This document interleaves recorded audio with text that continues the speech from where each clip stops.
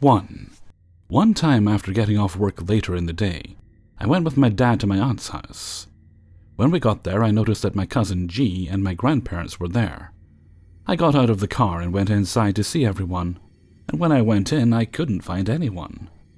I went out back, upstairs into the big room, what we called it. It's just where us kids would sleep when we came to stay the night. To the garage, and couldn't find anyone anywhere, all the while yelling for someone. On my second trip upstairs, I heard everyone talking at the kitchen table, which was in the room I just walked through to go up the stairs. I slowly walked backwards down the stairs, then into the dining room, and everyone lit up, happy to see me. I'm completely flabbergasted at this point, and asked where everyone was. They said they had been there the whole time, and they asked if I snuck in and passed them because they didn't hear the door or see me walk in. I told them no, I had been there yelling, and asked if they heard me, and they said no, but that G was upstairs if I wanted to go see her. My dad happened to just walk in at this point. I race upstairs to the big room and tell her what just happened and see if she had been there the whole time, and she was laying on the bed watching TV with a cast on her arm. I asked her if she was there the entire time, which she said yes, and I told her I must not have seen her, and continued with telling her my story. She agreed that was weird, and there was an uncomfortable silence between us afterwards. I gestured to her arm and asked her what happened. She told me she had been walking on top of some bleachers and fallen off the back and onto her arm the wrong way, and completely snapped it. She told me she needed surgeries on it, and would probably be in a cast for the next couple of months to a year. I signed her cast, and we had some small laughs on inside jokes about school, and she asked, "Hey, do you want to come into the bathroom with me? It's a little hard for me to get my pants down." I said no, and that she weirded me out, and that if she needed help, our aunt would be more than willing to. She got visibly upset and went into the bathroom. Some time went by, maybe 40 minutes, and the show that I was watching ended. I got up, stretched, and figured she had gone downstairs to hang out with our aunt, like she normally did when she got pissed off by us other kids when we were all there. I go downstairs and she wasn't there, so I head right back up and she was playing the GameCube. She looked over her shoulder and nonchalantly said, "What's up?" and I replied, "So you need my help to go to the bathroom, but you can play video games just fine?" She leaned forward and shut the game off, then flipped it to the channel I was just watching. She turned to me and said, "What are you even talking about? What have you been up to?" Her arm was no longer broken or in a cast. She looked at the face I was making and started snickering at me. I immediately ran out of the room and downstairs, putting my family in between myself and whatever was about to walk down the stairs after me. My family sees me freaking out, and are all asking what's wrong. They're all huddled around me, asking, and then G walks down the stairs and stopped at the other side of the dining room. G asked if she had done something wrong, and after seeing my family look at her and back at me without making a scene about her arm not being broken, I said no and settled down. I told her that I just needed a cigarette and went out to the garage with everyone. After smoking, we went back upstairs and started watching TV and talking about school again. It was the same channel, and the exact same episode I had just watched before while she was in the bathroom. It was also the exact same conversation we just had. I started feeling lightheaded and getting tunnel vision, so I stood up, told her goodbye, and went back downstairs and told my dad I was tired and needed to go home. G and I, to this day, have a really good relationship, and I have talked to her about this. She believes me, but she does not believe it was her I was talking to, or even that I was in the same house that I was when I walked into her playing GameCube. 2. So March of 2017, I went with a couple of friends to a place called Garden of the Gods, a few hours from where we live. The garden located in southern Illinois, using fake names. It was myself, Courtney, Betsy, and Courtney's 4-year-old Zach. When you get to this place, it's a small gravel parking lot with a trail that leads back maybe half a mile to a mile. It eventually splits and you either go to a campground or to the overlook. This place really is something, with these big rocks that you can climb out onto, and view countryside for miles. Truly beautiful, but not a typical garden like a botanical garden, or anything just purely nature. Anyway, on the trail in there was a downed tree, and Courtney, being about 5'0", had some trouble climbing up and over it and tripped and fell. We had a good laugh about it. She wasn't hurt or anything, but she jokingly called it her nemesis. We go on to explore the rocks and the little inlets between these rocks that have some shallow caves. More like inlets in the bases of these giant rock formations that can be crawled into. Had a good afternoon and started our journey back to the car. Betsy went ahead of us, and we lost sight of her as I was carrying Zach on my shoulders and Courtney walking behind me. We were rounding the bend in the trail, and we start to see the downed tree across the path again. Courtney calls out, "Hey, I think I see my nemesis." Now before I can respond, it's like I blinked and the scenery around me changed. I noticed it instantly, and so did she. Zach, only being 4, not really sure what he did or didn't notice. But like I said, the scenery changed and the downed tree was no longer in our field of vision. I don't remember my exact words, but something like "whoa" or "what the?" as she backed me up instantly without missing a beat.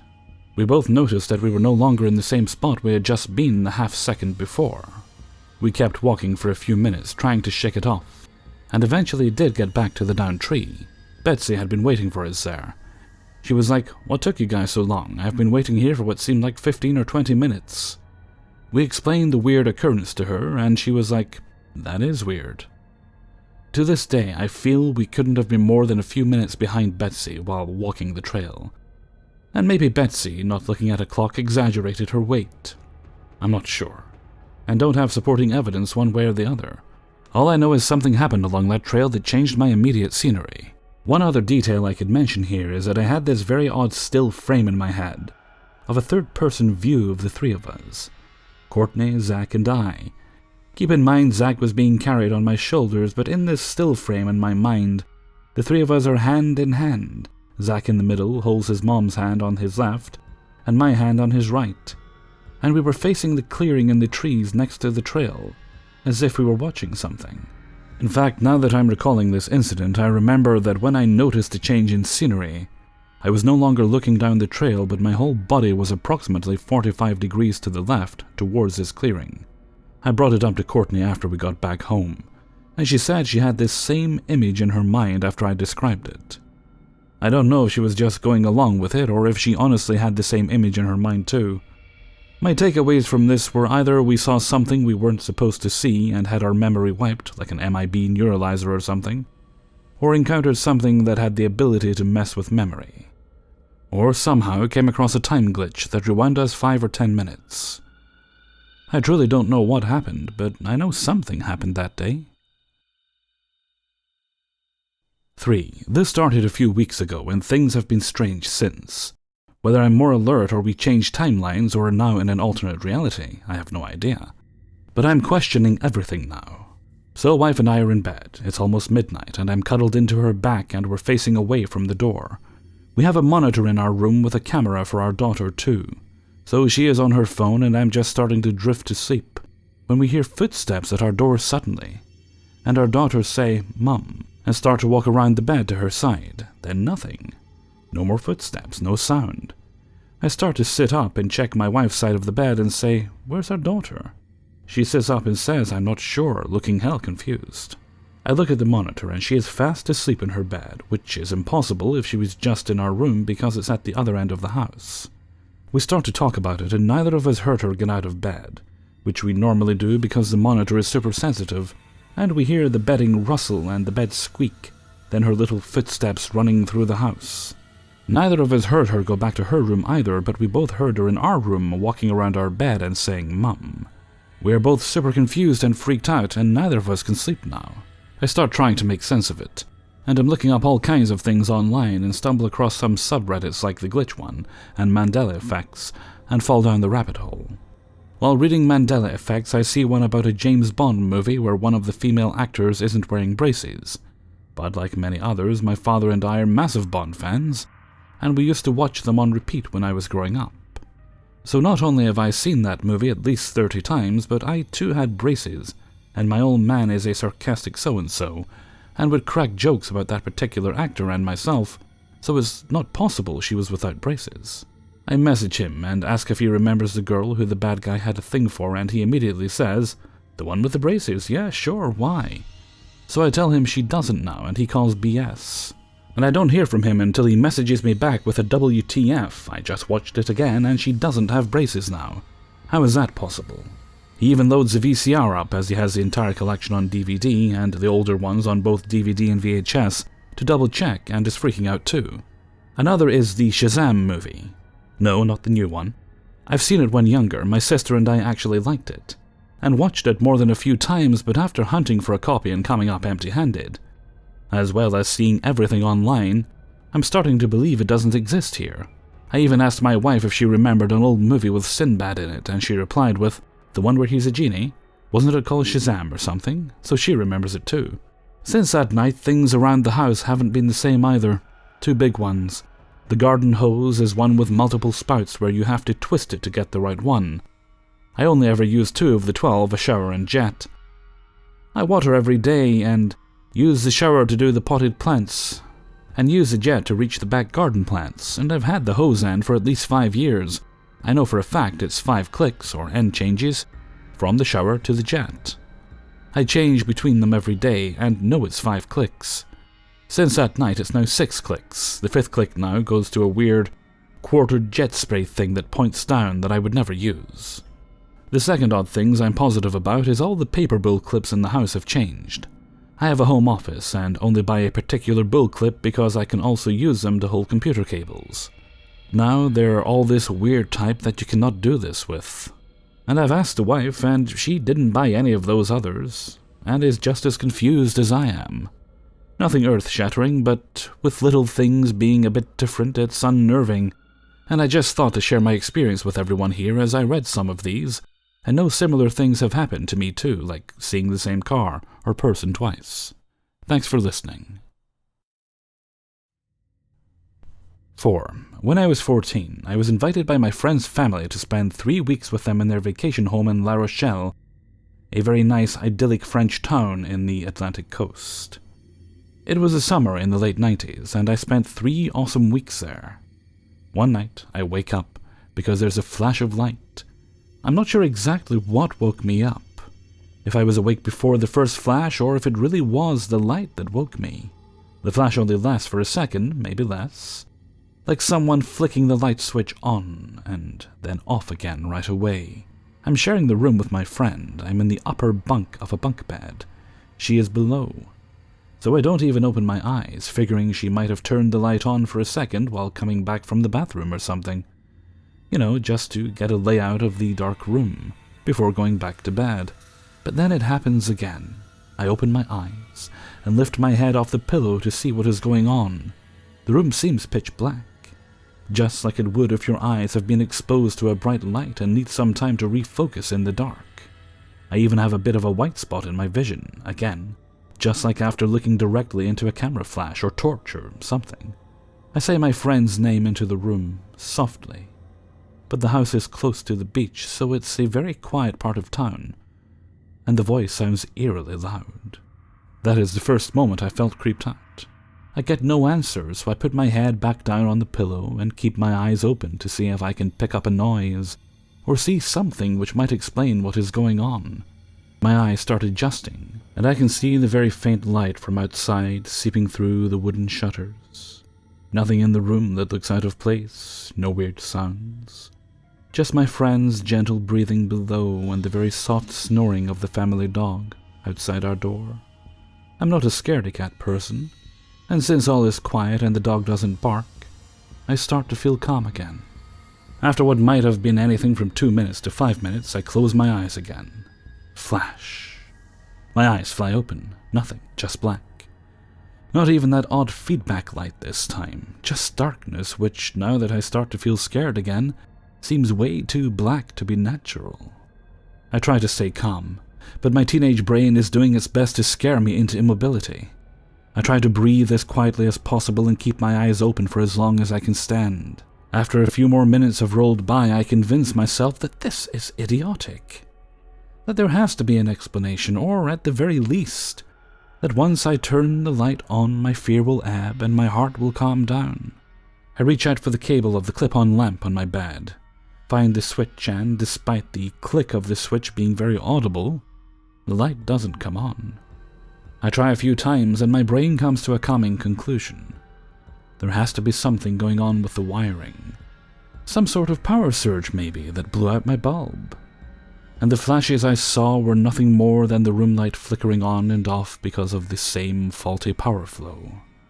Somewhat relieved, I closed my eyes again. There are 4 or 5 more flashes, but by now I've decided to just stubbornly ignore them, and sometime later I drift back to sleep.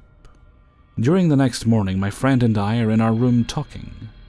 I remember my faulty light. I say something like, "Oh, I almost forgot, look," to my friend, and turn on my bed to flip the switch on my light to show her it needs a new bulb. The light comes on no problem. I stare. "What?" says my friend. And I just look back at her, turn the light off, and shake my head. I'm too horrified, confused, and, to be honest, embarrassed to tell her what I clearly remember to have happened the night before. I know it's nowhere near as spooky or creepy as some of the stories on here. I'm sure there's some kind of explanation. I have a bit of a medical background, and I know things like perceived flashes of light can be symptoms of neurological issues. I developed my fair share of those after a botched brain tumor surgery many years later. It got infected. There was an abscess in my brain, an aneurysm developed in my brainstem, and burst. It was a very nasty business, 6 agonizing months in hospital, and I'm more than lucky to be alive today.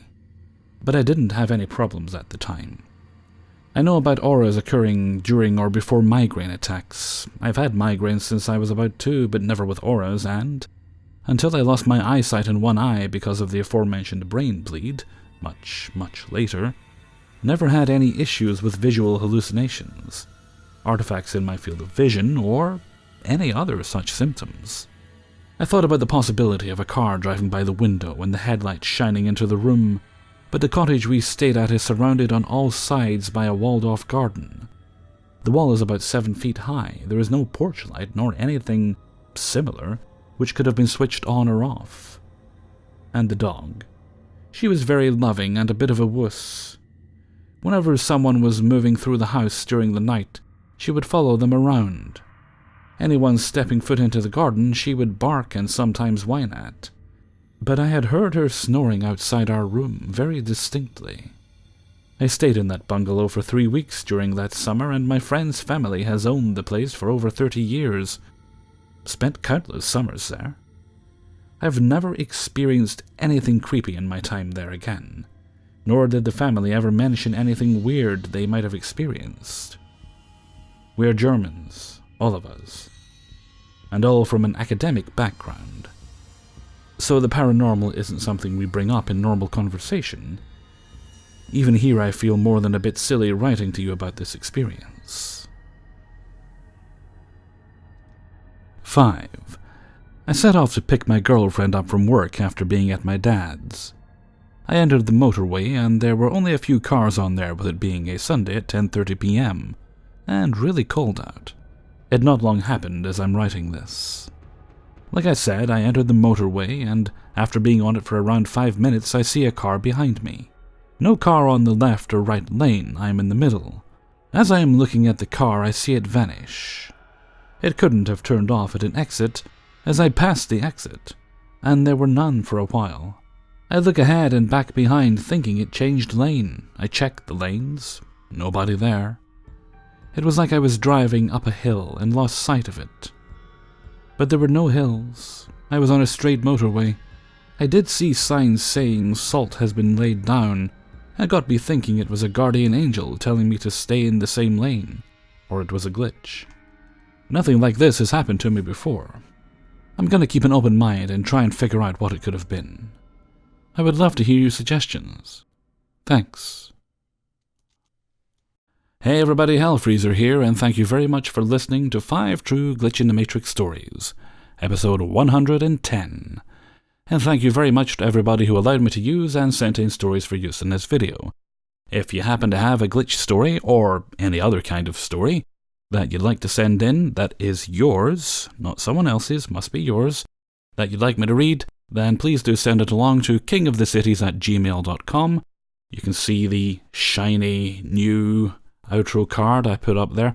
I started to think maybe the last one was a bit hard for people to read, it was maybe a bit too dark.